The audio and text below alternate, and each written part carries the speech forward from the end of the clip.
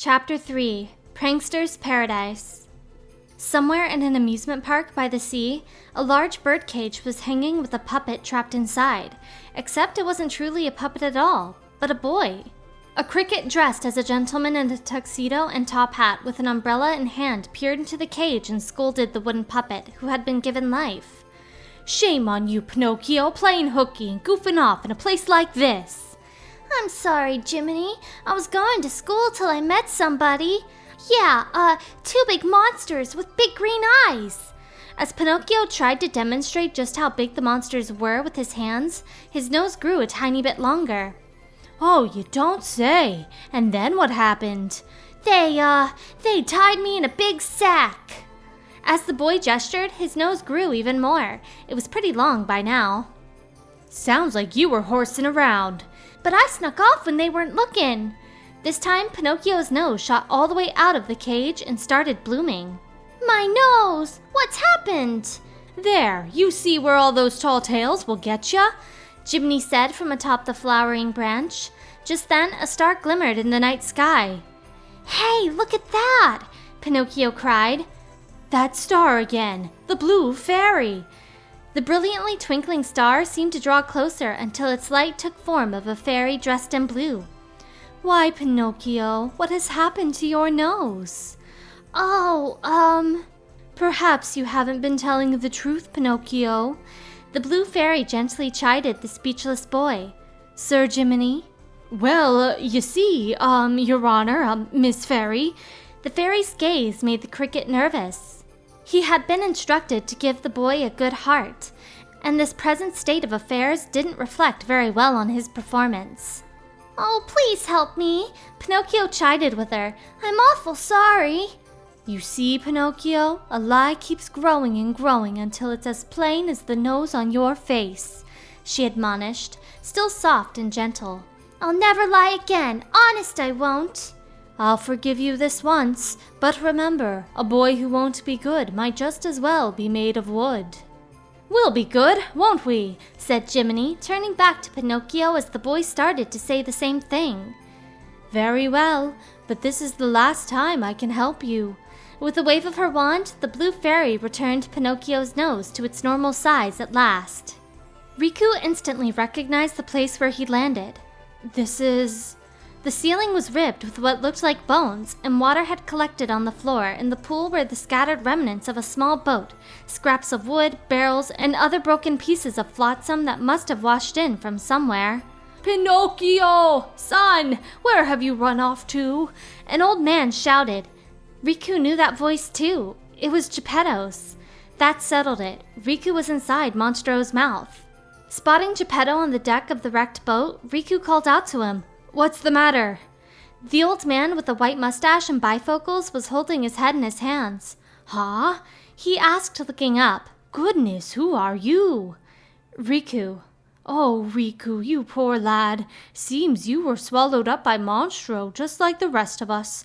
My name is Geppetto, and I'm looking for my son, Pinocchio." The elderly gent stated sadly. "Pinocchio's gone missing?" "I'm afraid so. After all my searching, I found him here in the whale, but then he ran off again to who knows where." Riku thought back, remembering what had happened here inside Monstro. He had kidnapped Pinocchio, a puppet with a heart, thinking he could use him to find a way to get back Kairi's heart. Is this world in the past, or what? He didn't know how things worked in the sleeping worlds. If this was like before, though, he would have to save Pinocchio this time. "Mr. Geppetto, let me go look for your son," Riku offered. "You would do that? Thank you. Are you sure?" "Yeah, leave it to me," Riku replied, ready to go.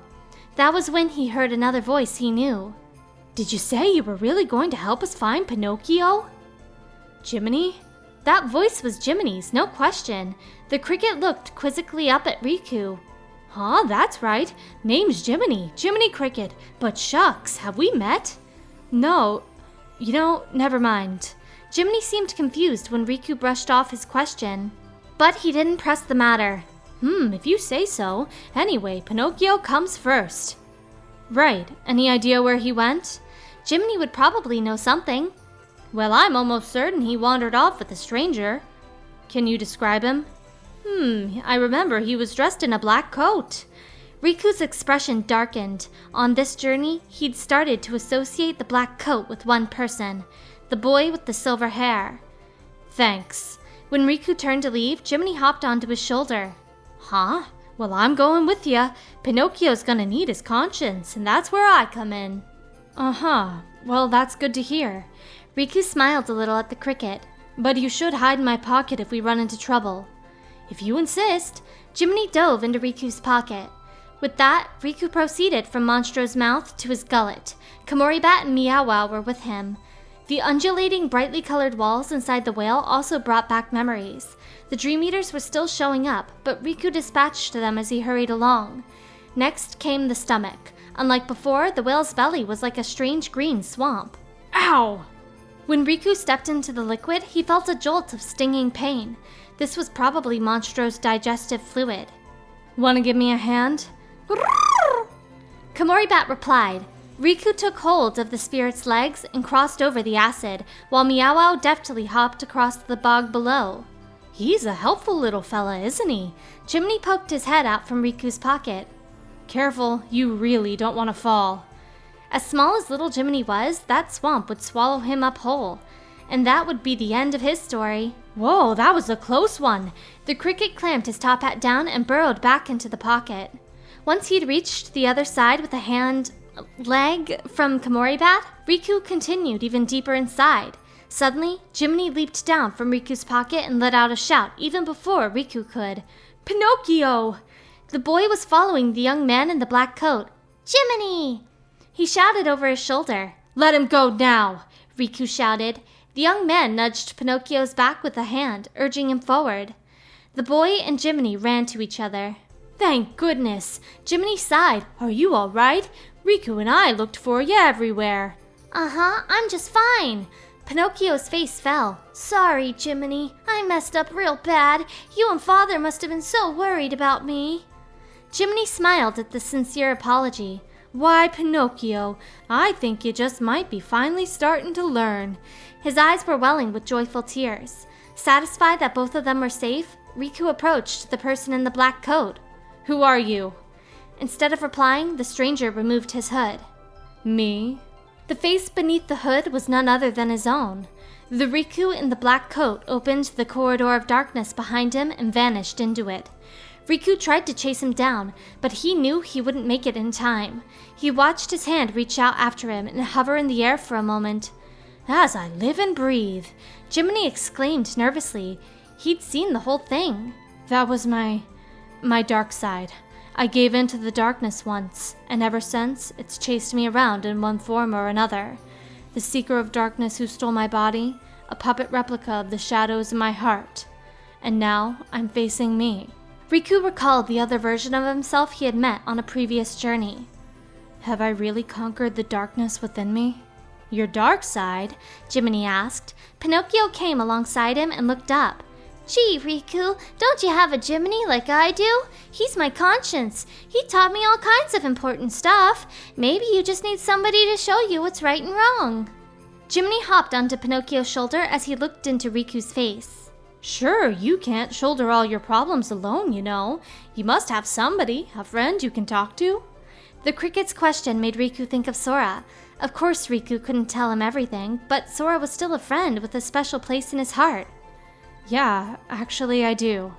Riku closed his eyes and imagined Sora's face for a moment, then looked at Pinocchio and Jiminy. That stupid grin he's always wearing. He's the best teacher I could ever have. Gee whiz, I wish I had lots of good friends, Pinocchio said with envy. You will, Pinocchio, more than you can count. Jiminy reassured him as he twirled his umbrella. At that moment, the world shook with what sounded like a howl. What now? Something was on the loose farther in. Pinocchio, Jiminy, you should head back. I'll see what's shaking things up. Okay. Okay. They both cried together. Riku made sure they were headed toward Monstro's mouth before he set out in the opposite direction. The moment he made it into what was probably the whale's intestines, the giant Dream Eater in front of him attacked as if it had been waiting for his arrival. Whoa! Riku dodged out of the way, sliding past the huge creature and bringing himself back into a fighting stance with his Keyblade ready. This colossal dream eater shaped like a crayfish was Char Klopster. At the ends of its arms were propeller-like appendages that shot fire at him. Riku leaped into the air, closing the gap between them and slamming his keyblade onto the monster's back. But its shell was too tough. The blow hardly did any damage. Riku hopped off its back and onto the ground again. Meow came running up to him while Komori-Bat was distracting Char Klopster with magic spells from its wings. "You're here to help me out?" Meow. With a burst of bright light, Meow lent Riku its strength. "Here we go!" Riku could feel the power flowing through him, even if he wasn't as fast as he was with Komori-Bat. As Char Klopster furiously pursued Komori-Bat with both propellers upraised, Riku found an opening and slid beneath it.